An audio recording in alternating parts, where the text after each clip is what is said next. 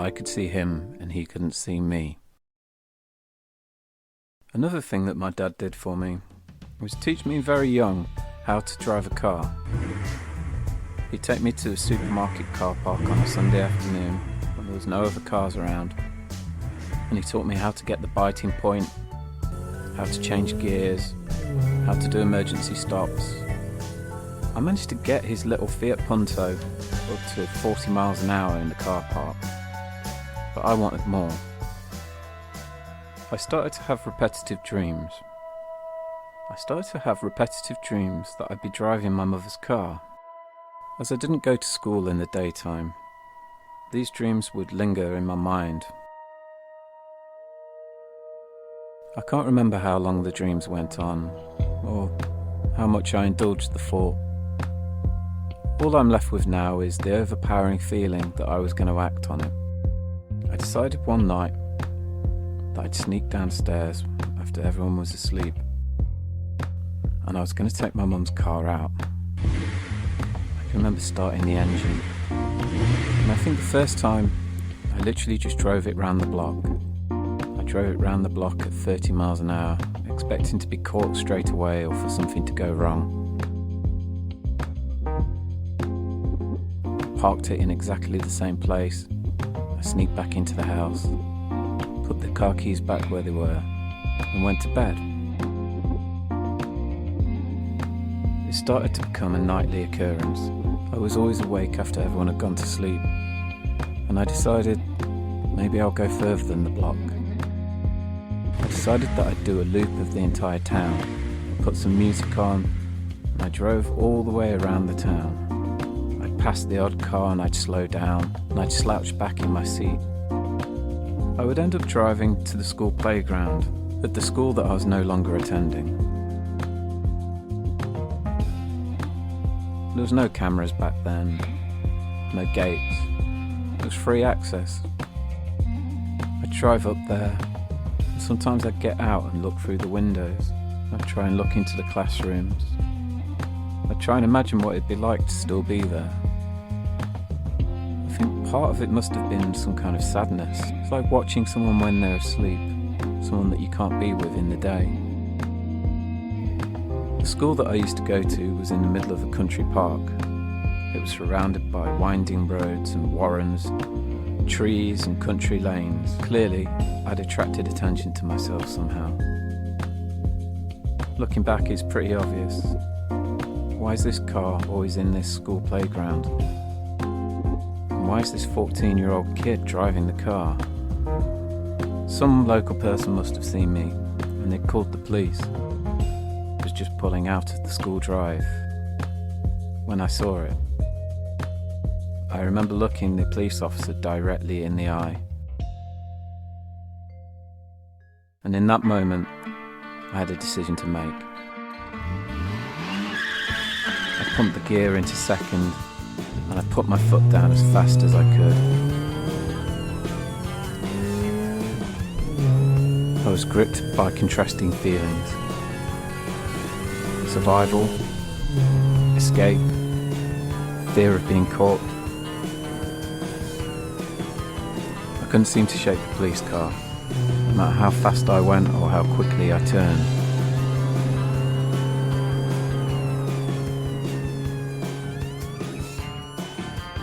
We went down winding roads and over hills and bumps. I started to be scared that I'd lose control of the car and crash. I decide I'm going to leave the road. I'm going to go onto the fields. That wheels start to spin out on the mud, and I can see that the police car is also slowed down. Its car's not built for off-road.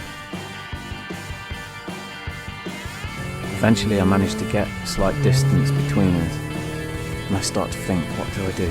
What do I do? I don't want to get caught. I don't want to get caught. And I decide that I'll kill the headlights and I'll wait to see if the police car spots me.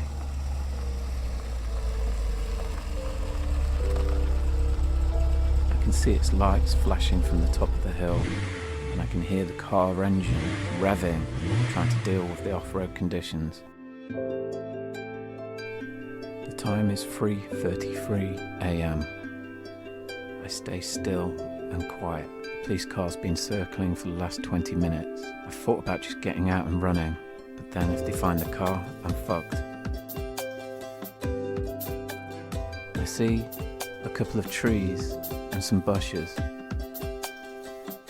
I let the handbrake off, and the car silently glides to be hidden in between the two trees. I wait it out. Eventually, when I've not heard any sound or seen any lights, I decide this is it.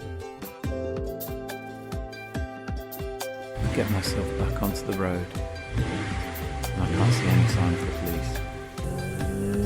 So I drive as fast as I can.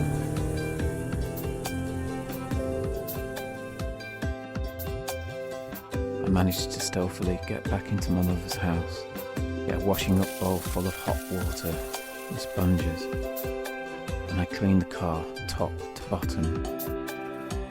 I managed to get in to my bedroom just as my mother is waking up,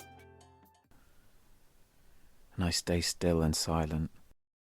In the coming days, I read all about my adventure in the local newspaper. Joyrider, that's what I'm called. All those days of playing hide and seek, gaining the intimate knowledge of the little back roads and the places to hide. I can only thank my dad. But it's the plight of individual boys and girls which worries me most. Too often, our children don't get the education they need, the education they deserve. Children who need to be taught to respect traditional moral values are being taught that they have an inalienable right to be gay. All of those children are being cheated of a sound start in life. Yes, cheated. It was the 11th of May, 1996. I'd spent the evening at a nightclub, dancing with my friends, peaking on ecstasy and amphetamine, talking shit to people in the chill-out room, and the night was winding down. We were on our way back home to a party to smoke weed and talk shit. We left the nightclub at around 2 a.m. I sat on the back seat as we sped away from the nightclub back to our home. There's me and two friends, two in the front, me in the back. I was the designated joint roller. I had a large bag of weed with me. I was just into rolling the first one where the blue flashing lights started to hit the black of the sky. My stomach dropped.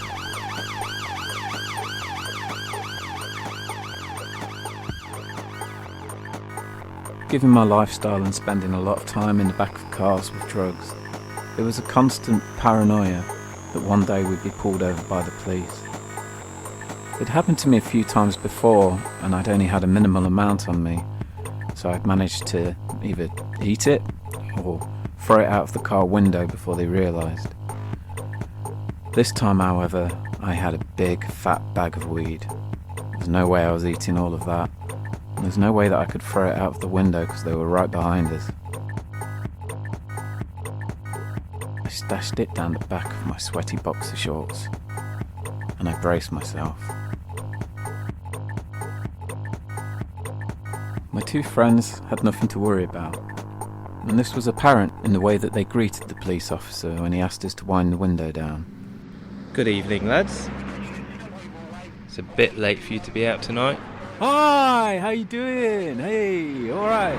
They looked at me, and I was silent. I stood out immediately as guilty. Where have you been? Oh, we've just been to a party in town. Yeah, it's great. Buzzing. Yeah, having it. Yeah, you're working late, aren't you?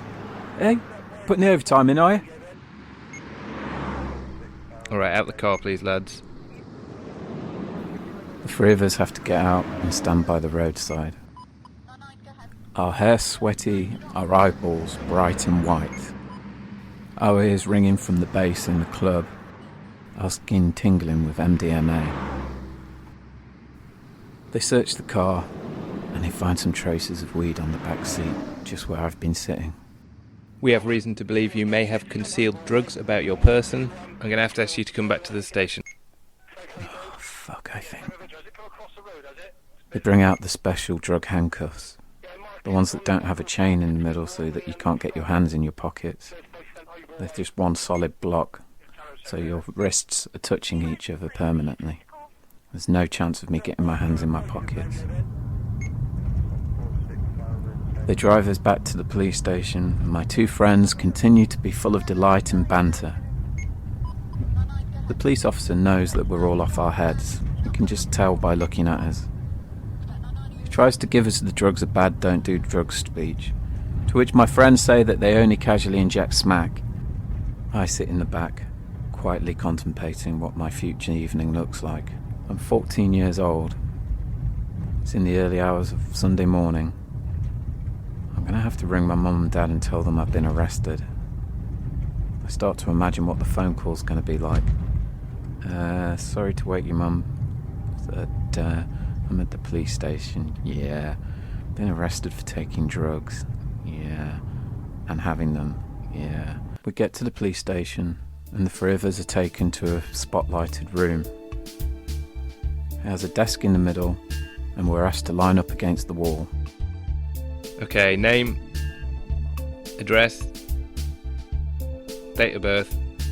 You're a little bit young to be out. Do your parents know where you are? I don't really answer that. Alright lads, stand against the wall, remove your clothes and follow our instruction. Fuck. This is like a nightmare. I feel like if I could take the handcuffs off, I'd just get the bag of weed out now and give it to them. As if the police can see the order of events in advance, they delight in making my two friends go first. Shirt off, pants down, And jump. The star jump thing is in case you're clenching something in between your buttocks and it may fall out. My two friends delight in doing excessive star jumps and asking for music to be put on so they can start dancing again. I remain ominously silent. As my two friends are putting their clothes back on, it's my turn. Shirt off, pants down. As I take my pants down and my boxer shorts down, I stand with my legs completely together. I hear the gentle thud of the bag of weed, and it's landed right behind me. I look up, waiting to be asked to be star jumped. No one's seen the weed yet. My two friends have now gone quiet because they know where the weed is.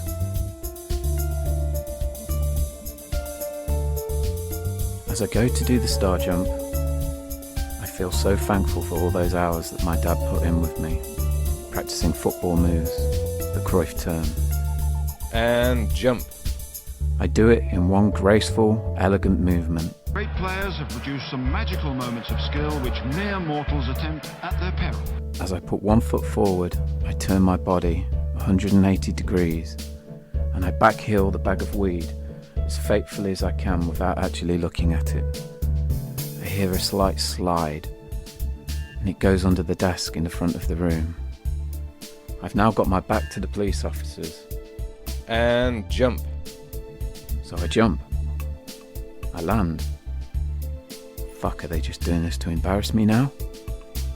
I turn around, and I can see the bag of weed under the desk, but no one's seen it. I start putting my pants back up. I still can't believe that this is happening. Have I got away with this? I look to my two friends, and they're both quietly nodding at me. Alright, you're free to go. I'll drop you back at your car. As soon as we're back in the car and the police have sped off, we debate. How the fuck did that happen? Did it happen?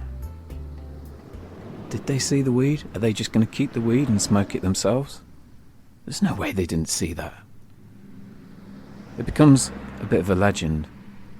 That night that Aidan, the cocaine kid, managed to backheel half an ounce of weed under a police desk whilst being strip searched. I can only thank my dad. Where there is discord, may we bring harmony. Where there is error, may we bring truth. Where there is doubt, may we bring faith. And where there is despair, may we bring hope. And to all the British people, howsoever they voted, may I say this, now that the election is over, may we get together and strive to serve and strengthen the country of which we're so proud to be a part. It happened somewhere between the ages of 14 and 16. So, 97, 98. I do know it was a summer evening. I'd been out clubbing with a friend. It was late, maybe 2 or 3 in the morning. The club had stopped and it was time to go home. We didn't have that much money, so we were talking about maybe walking back home. It was around 12 miles. It was a nice summer evening, and we thought, yeah, let's do that. We'll roll some spliffs on the way, it'll be an adventure. As we got out of the club and onto the city streets, we started to make our way back home. The car pulled alongside us, rolled its window down, and he said, "Do you boys want a lift?" We told him where we were going, and he said, "Sure, yeah, I'll do you that for a £5." Great, happy days. We got in the back of the car, heading back in the direction of home, talking shit to each other, probably something to do with Star Wars.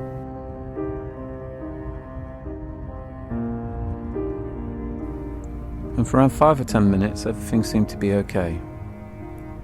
We minded our own business. Our first warning sign that this may not be a legitimate taxi was when he started to look at us a lot, and he said things that were a bit out of character for a taxi driver. "No girlfriends with you, lads?" No.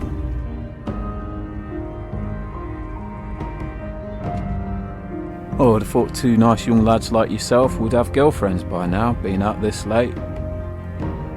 "No, we haven't, mate. It starts to become obvious. There must have been some beautiful hot girls out there for you tonight, eh?" Okay, that's the 3rd time that he's asked that sort of question. He's got my attention now.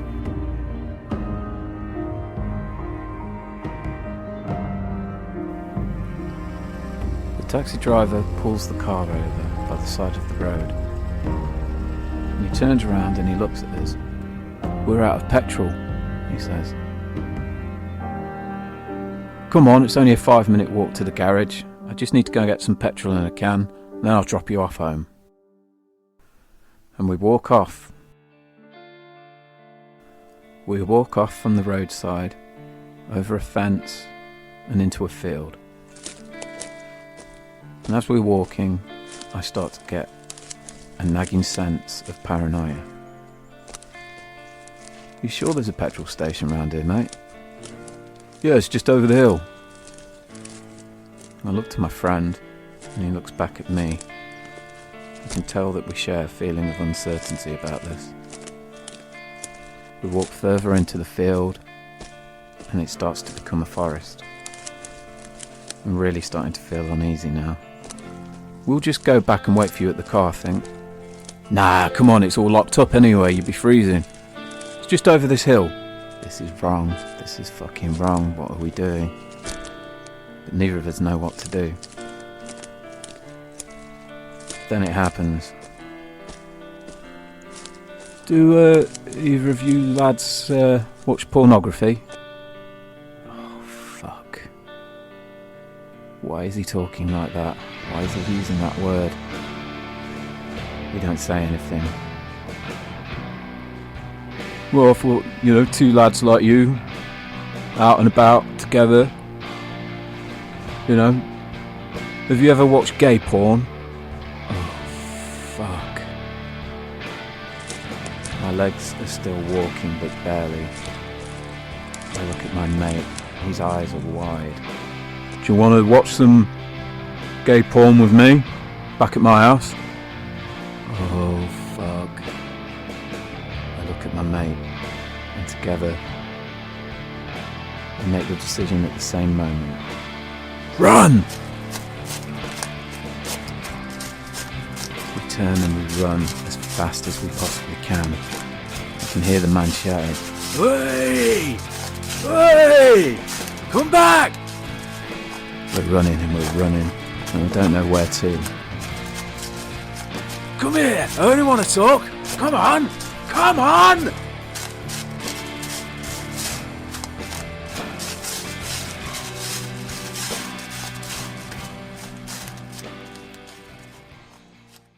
We crouch down by the side of a tree,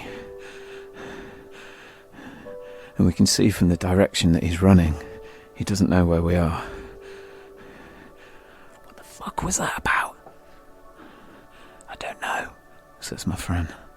"He's fucking mental. Did you hear that shit he was saying about gay porn?" "Yeah, man." He stops, and he's scouring around like he's looking for a sight of us. "Come on, lads, I only want to talk." "Where are ya? I'll fucking kill ya!" We stay silent. You may have noticed there are many people who just can't bear good news. It's a sort of infection of the spirit, and there's a lot of it about. In the eyes of these hand-wringing merchants of gloom and despondency, everything that Britain does is wrong. Any setback, however small, any little difficulty, however local, is seen as incontrovertible proof that the situation is hopeless. Riding low on a wave of anxiety, the misadventures of the cocaine kid in his search for lost innocence. Here in the Midlands of Britain, unsatisfied souls seek out sex, drugs and rock and roll. Our hope fails us like sailboats sunk in the night, and even if we did believe in God, He couldn't help us now.